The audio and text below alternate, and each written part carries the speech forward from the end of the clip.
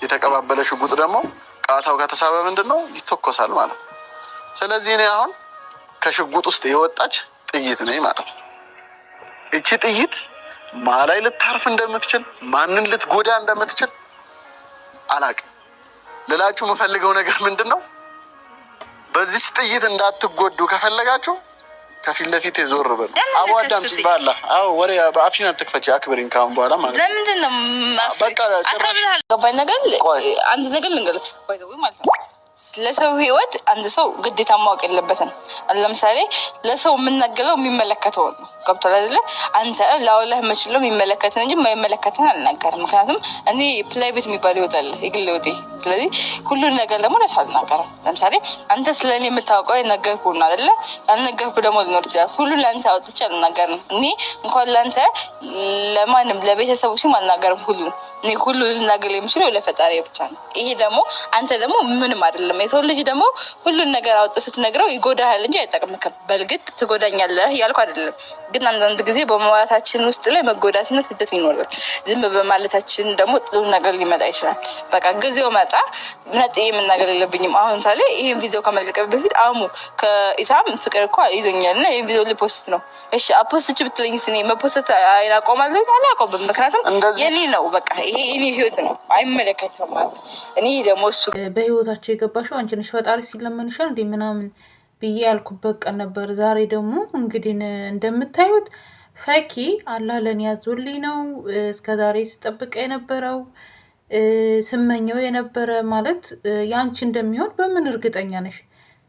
ያችን የመሰለች ልጅ ትቶ አንቺ ጋር ይቀጥላል ለአንቺ ሲሆንሻል ወይ? በምን እርግጠኛ ነሽ?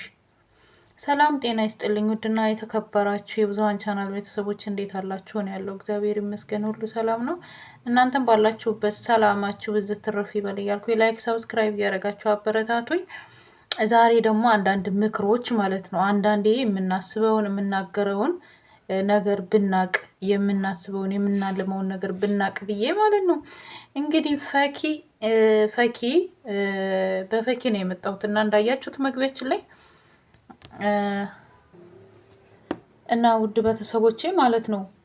ለምንድን ነው ግን ነግበኔ የማንለው? አንዳንዴ የምንናገራቸው ነገሮች የምንሰራቸው ስራዎች ዋጋ እንደሚያስከፍሉን አለማወቃችን ማለት ነገ በኔ ይደርሳል፣ ምን እንደሚመጣብኝ አላቅም፣ ምን እንደሚሰራ ምን እንደሚፈጠር አላቅም የሚባለው ለምንድን ነው? እንደዛ የማንፈራው ፈጣሪያችንን የማንፈራው ለምንድን ነው?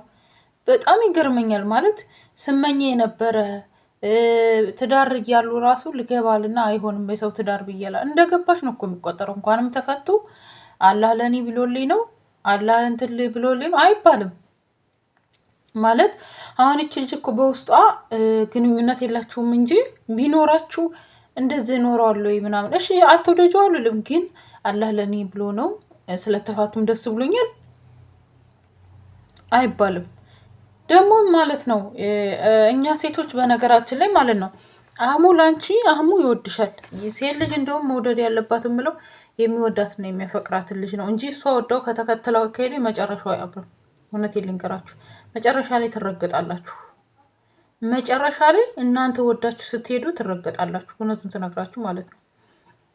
ወዶሽና ፍቅሮሽ የሚያገባሽ ወንድ ግን ሁሉ ጊዜ አክብሮሽ ይኖራል። ምክንያቱም እሱ ፈልጎሽ ነው፣ አንቺ ፈልገሽው ሳይሆን እሱ ፈልጎሽ ነው። ምንም አለ ምንም ማለት ነው። ምንም አለ ምንም እሱ ፈልጎሽ ነው።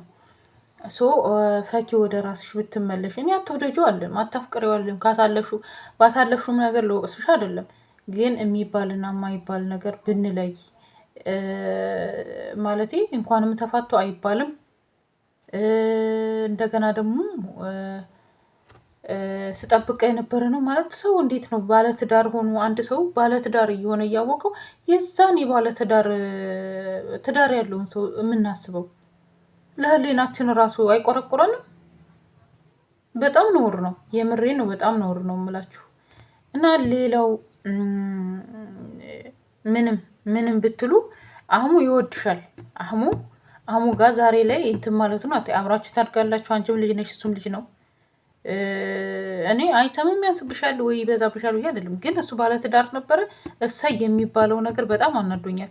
እንዴት የሰው ልጅ የሰው ትዳሩ ሲፈታ ገና ለአንቺ ለእኔ አስቦን ነው በቃ የሆነ ነገር ሆነ ብለሽ ነው ደግሞ ስታወሪ ማለት ነው። ሶ ምን ልልሽ ነው ፈኪ፣ ወደ ራስሽ ተመለሺ። የአንቺም ሆነ አይሆንም ግን የሚወድሽና የሚያፈቅርሽ ሁል ጊዜ ማለት እንትን የሚልሽ አህሙ ነው የሚወድሽ። አህሙ ይወድሻል፣ ያፈቅርሻል። ማለቴ እኛ የሚወደን ትተን የማይወደን ሰው ጋር ገና ለገና የኔ እናደርገዋለን ብለን የምንከተለው ነገር ጊዜያችንን፣ ሰዓታችንን ብዙ ነገር ነው የሚገልብን፣ ብዙ ነገር ነው ዋጋ የሚያስከፍለን። እና ይሄንን ማወቅ አለብን። ይሄንን ግምት ውስጥ ማስገባት አለብን። ሰው የሚያፈቅረንን ሰው እየተውን ማለት ነው የማይፈልግን ሰው ጋር የማያስበን የማያልመን ሰው ጋር እንግዲህ አሁን አንቺ ስታፈቅሪው አይስም ላይ ወድሽ ይችላል። በዛን ሰዓት ምን ይሰማሻል? ምንድን ነው የሚሰማሽ? ማለቴ ሚስቱ ጋር እሺ ተፋታ እንበል፣ እሰይ ተፋታ፣ እግዚአብሔር ያለው ነው የሚሆነው። እሰይ አልልም፣ እግዚአብሔር ያለው ነው። እግዚአብሔር ፈቀደላቸው ድረስ ኖረዋል፣ ተጣሉ። ግን በትዳር በመፋታት እኔ እሰይ አልልም። የሆነ አለ አይደለ ለእኔ ብሎን ነው ወይንም ለእኔ ጽፎልኝ ነው አልልም። በቃ እግዚአብሔር እኮ ሲጥፈው እሰይም ባንል ወተንም ባንናገርም ለአንቺ ያለ ይመጣል አይደል እንዴ? አንቺ ብዙ ነገር አሳልፈሻል። ከዛ አንጻር የሰው ህይወቱ እንትን ስላለ ለእኔ ብሎ ነው ገና ለገና ይሆናል ብለን ማሰብ፣ በሰው ትዳር መበጥበጥ፣ በሰው ህይወት መበጥበጥ ደስተኛ መሆን ሊያደርገን አይችልም። በጭራሽ የማይሆን ነገር ነው። ሲጀመር እኛ ሴቶች ስንባል ለምንድን ነው ሰው ያ ሰውዬ ትዳር ይዞ እያየን የሰው ለምን እንመኛለን? ወንዶችም ቢሆንም ያቺ ሴት ትዳር ይዛ እያየን ለምን የሰው እንመኛለን? እግዚአብሔርም እኮ አይወድም። በማንም በእስልምናም ሃይማኖት በሉ በእኛም ሃይማኖት በሉ የዛ ሰው ህይወት ተበላሽቶ እሳይ የሚያስብል የኔ ይሆናል እሳይ በሉ ብሎ የሚል የለም መቼም። እኔ እንደኔ ማለት ነው አላውቅም። ግን ይሆንም የሰው ልጅ እንትን ሲባልበት እግዚአብሔር አልፈቀደም። እንደዚህ እኮ ነው የሚባለው። ቢያንስ ወይ በውስጥሽ ብትዩ ነው የምለው። እውነትም የምር እንዳትናገሩ ይብለሻል። ግን በውስጥሽ ይዘሽ ቢሆን የተሻለ ነገር ነው። ግን ደግሞ ከተናገርሽው እዚህ ላይ እንደ ምክር ሳንሰጥሽ አናልፍም። ይሄ እንድትቆጭበት ወይንም ሌላ ነገር አይደለም። ግን አይባልም ነገ አንቺ የራስሽ ህይወት ኖሮሽ ያማረ ህይወት እየኖርሽ ከዛ ከኑሮሽ ላይ ከትዳርሽ ላይ ባልሆነ በማይረባ ነገር ብትለያይ ከትዳርሽ ከሚያምር ከሞቀ ቤትሽ እንትን ብትይ የዛን ጊዜ ምን አይነት ስሜት ይሰማሻል? ምን አይነት ስሜት ነው የሚሰማሽ? እስኪ ራስሽን በቃ ዘወር አድርገሽ ስታስቢው የሚያምር ትዳር ነበረሽ፣ የሚያስቀና ህይወት ነበረሽ። በድንገት ሳታውቂው አሁን እነዚህ ልጆች እኔ ቲክቶክ ላይ ነው የማውቃቸው፣ አይሰምና ጓደኛው በጣም የሚያምሩ ካፕሎች ናቸው፣ በጣም ደስ የሚሉ ናቸው። ግን ድንገት ባልሆነ ነገር እግዚአብሔር እዚህ ድረስ ትኖራላችሁ ብሎ እየኖሩ ካይሆን ደግሞ ተለያዩ አይደለ? ሊከብዳቸው እኮ ይችላል። እነሱ እኮ ይዋደዱ ይሆናል፣ ምንም አይታወቅም። ደግሞ እግዚአብሔር ካለ ነገም ሊመለሱ ይችላሉ። አሁን ላይ ተጣልቶ 80 ምናምን ቀደዋል ምናምን የሚለው ነገር አለ። እግዚአብሔር በዚህ ቀን እንትን ትላላችሁ፣ በዚህ ቀን ይሄ ይፈጠራል ብሎ ካለ ነገ ደግሞ እንደማይመለሳቸው እርግጠኛ አይደለም። ሊመለሱ ይችላሉ፣ ሊታረቁ ይችላሉ። በሰው ህይወት መበላሸት፣ በሰው እንትን ማለት ደስ ሊለን አይገባም። የኔ ሊሆን ነው እግዚአብሔር አላህ ፈቅዶን ነው ወደ እኔ ሊያመጣው ነው። አረ በጭራሽ አይባልም። እኔ አይባልም ብዬ ነው የማስበው፣ እንደ በራሴ አስተሳሰብ ማለት ነው። እና ፈኪ እንደዛ አትበይ። ያንቺም ቢሆን ደስ ይለኛል እኔ ግን እንደዛ አይባልም። በቃ የአንቺ እንዲሆንልሽ እመኝልሻለሁ። ግን የሰው ትዳራቸው ስለተጣሉ እሰይ አልልም፣ ስለተለያዩ እሰይ አልልም። በቃ ከሆነ እኮ ይመጣል።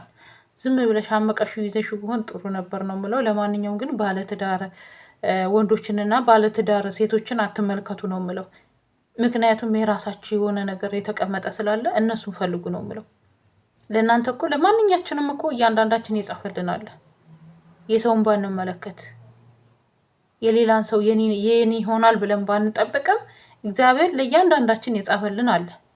እኛ ሰዎች ስንባል ሰዎች ስለሆነ ነው እንጂ ማለት ሰው ስንባል ሁሌ መሳሳትን ሁሌ እንትንን ክፋትን እናስባለን እንጂ እግዚአብሔር የእያንዳንዳችንን ጽፎ አስቀምጦልናል። ስለዚህ ለሰው ክፉ አትሰቡ፣ ለሰው ክፉ አትመኙ።